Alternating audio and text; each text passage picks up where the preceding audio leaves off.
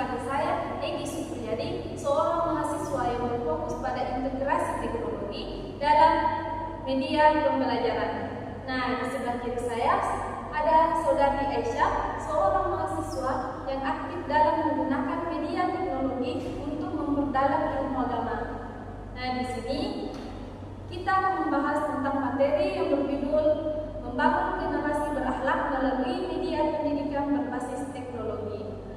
Nah, di era teknologi yang semakin maju ini, pendidikan berbasis digital telah menjadi salah satu cara yang efektif untuk membangun karakter dan akhlak generasi muda. Namun, tentu saja ada tantangan yang harus kita lewati bersama. Nah, lebih detailnya dan atau lebih jelasnya akan dijelaskan oleh saudari Aisyah dan saudara Egy.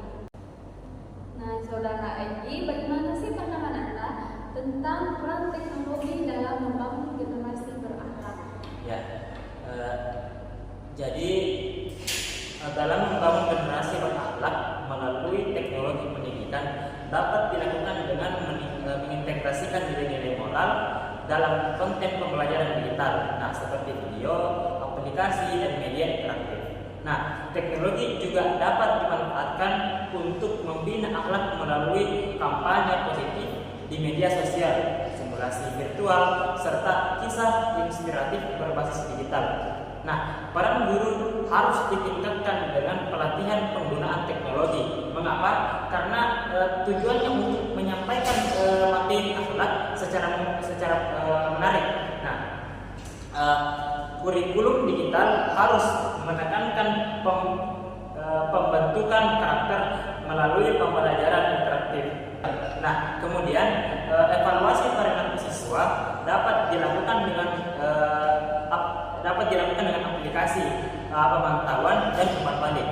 Nah, kolaborasi orang tua dengan guru melalui platform komunikasi berbasis teknologi juga sangat penting untuk membentuk generasi berakhlak mulia di era digital saat ini. Dari saya, seperti itu.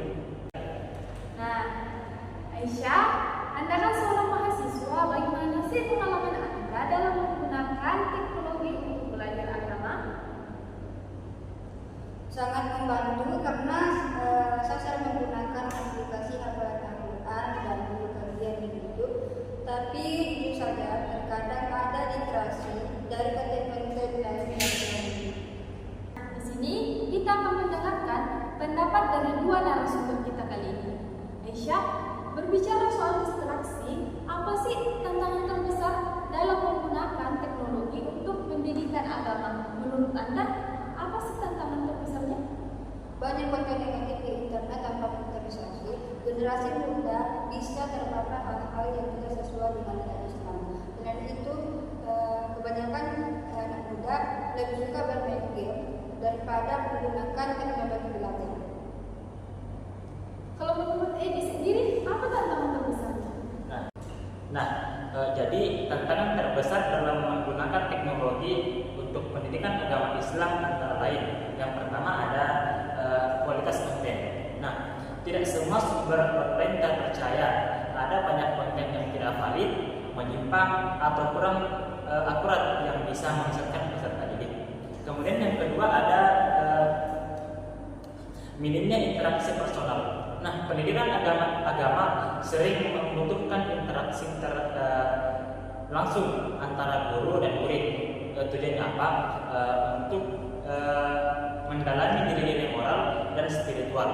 Nah, kemudian yang ketiga ada keterbatasan akses. Nah, tidak semua siswa atau daerah memiliki akses ke perangkat teknologi dan internet yang memadai sehingga terjadi kesenjangan pembelajaran. Nah, kemudian yang keempat ada pemahaman kontekstual.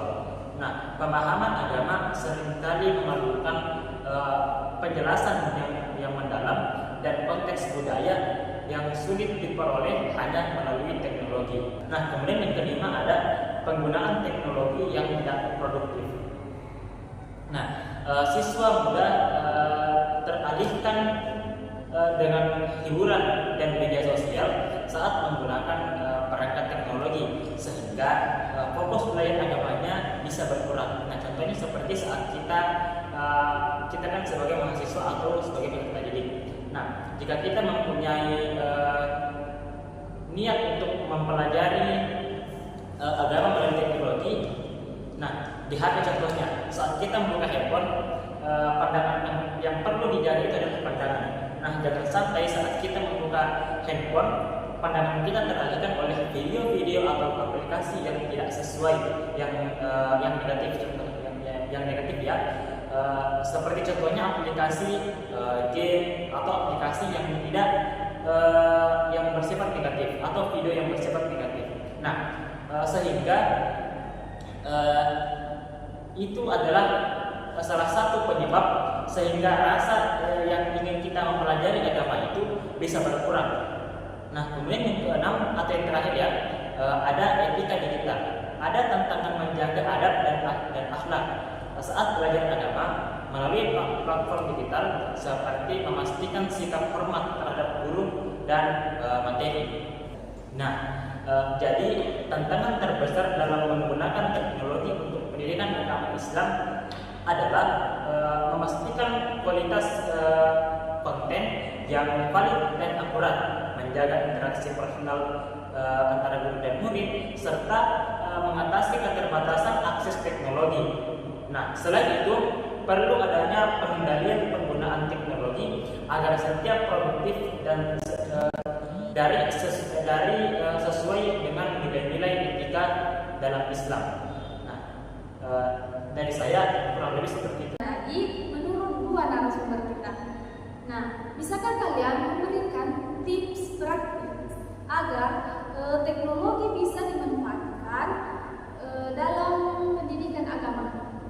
Nah, jadi tips-tips yang perlu diperhatikan itu yang pertama ada pilih aplikasi edukasi Islam yang sudah terpercaya seperti Muslim Pro atau Ummah. Nah, kemudian yang kedua memanfaatkan media sosial untuk mengikuti akun-akun dakwah yang bermanfaat.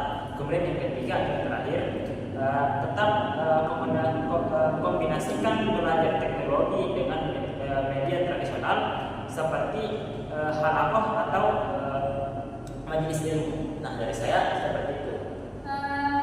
Saudari Aisyah, coba berikan tips. Yang pertama, buat jadwal yang teratur, misalnya pagi untuk membaca Al-Quran lewat aplikasi.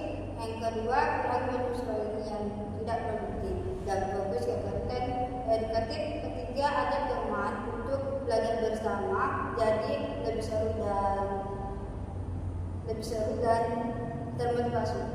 Nah, terima kasih untuk Kegi dan Aisyah atas diskusi yang sangat bermanfaat hari ini.